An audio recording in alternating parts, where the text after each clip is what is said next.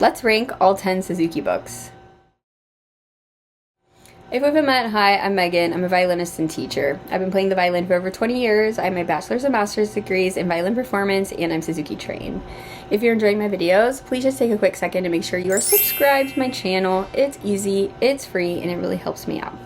And if you're interested in working with me, you can check the description for a private lesson application, as well as Learn Violin Online, which is my comprehensive self-paced learning program for players of all ability levels. In this video, I'm going to be ranking the Suzuki books in order of how much I like them. This is all in good fun. It says nothing about Suzuki or the pieces in it, and what I like might not be what you like, and that's totally fine. It's all subjective. So starting out strong on the bottom, on the bottom of the pyramid, no, I'm just kidding. Coming in at number 10, I have book 8.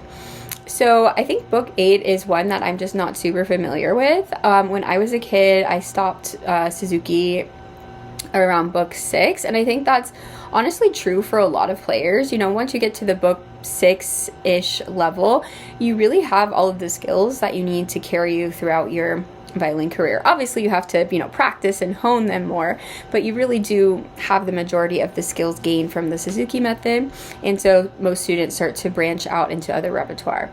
Additionally, Suzuki really only has classical and Baroque music in it, and obviously to become a well-rounded violinist, you need to play repertoire from all genres and not all genres, all periods of music, like romantic and contemporary. So it really makes sense to kind of look outside of Suzuki for repertoire at this point. Book 8, again, I'm just not super familiar with it. There's the Echo Sonata at the very beginning, which is beautiful, but really my bone to pick with book 8 is that it has a movement from the solo Bach, but it took out all the double stops, and I guess I understand, it's making it a little bit easier, but I don't know, something about that just doesn't sit right with me. Coming in at number 9, I have book 7. So really the centerpiece of book 7 is the Bach A minor concerto, and I absolutely love that piece, and I think it's a piece that every violinist should learn, whether you're going through Suzuki or not. I actually learned this piece after I stopped, going through Suzuki repertoire. It's a fairly standard piece. However, besides that, there's another Handel sonata, right, which is the third Handel sonata, because in book 6 we had 2. So I don't know, I don't really think you need to be learning 3 Handel sonatas. I feel like your time is probably better spent elsewhere.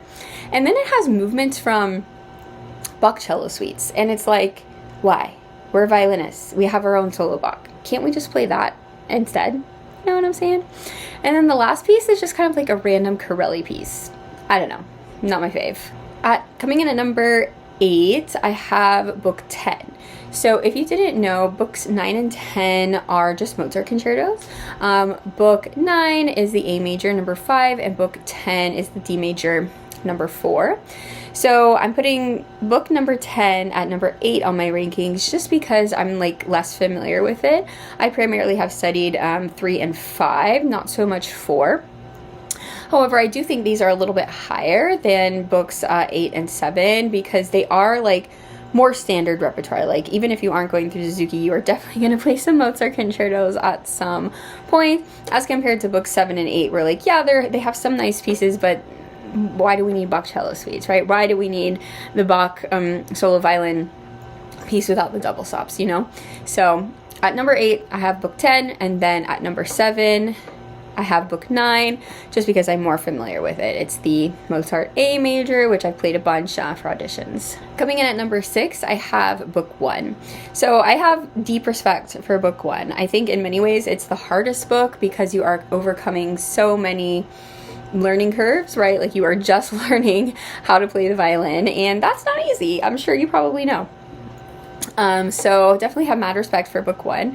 However, the repertoire is not the most interesting, right? Obviously most of it is just short little folk songs or things that were adapted or created by Dr. Suzuki.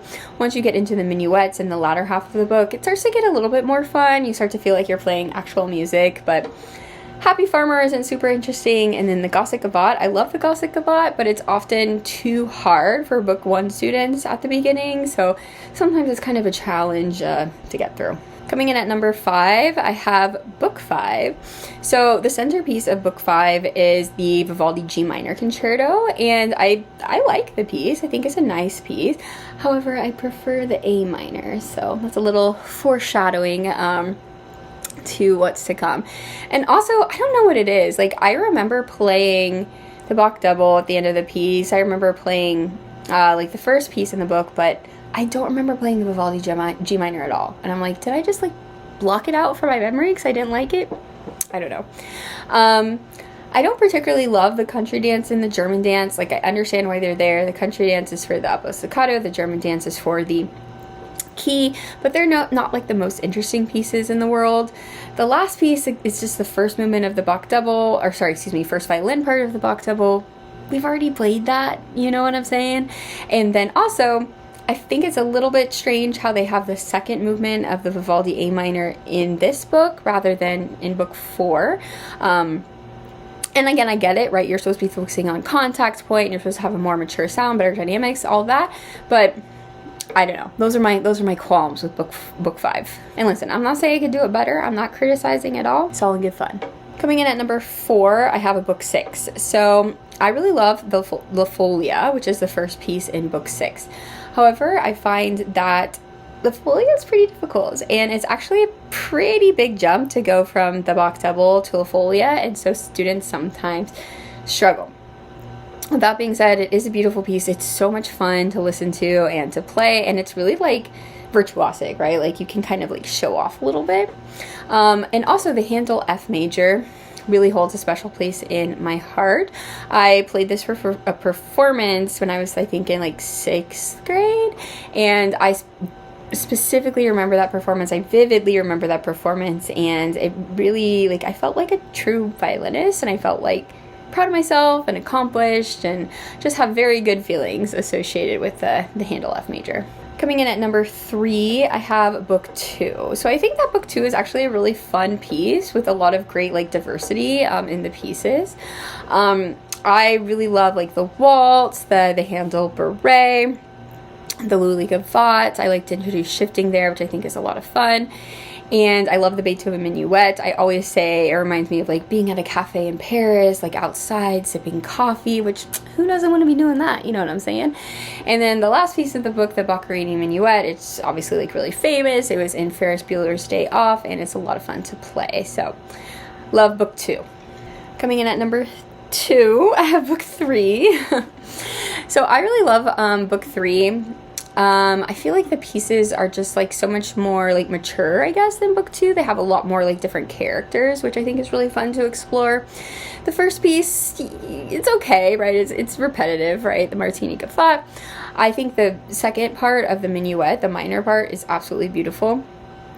And I love Humoresque. Humoresque, ooh, I always hold a special place in my heart. And I also really love teaching it too, because of all of the shifts and like the different characters, and students can really think about like different stories and how to create emotions and stories and feelings with music, and it's amazing. Chef's kiss. I also really like the Becker Gavotte. I know that might be a little bit of a hot take. Some people don't really like it, but again, I really like it because of the different like colors and characters and different moods in the piece. Von D major, double stops for the first time, which are really fun, and then the Bach Beret, I feel like is like a quintessential Bach piece without being like too terribly difficult.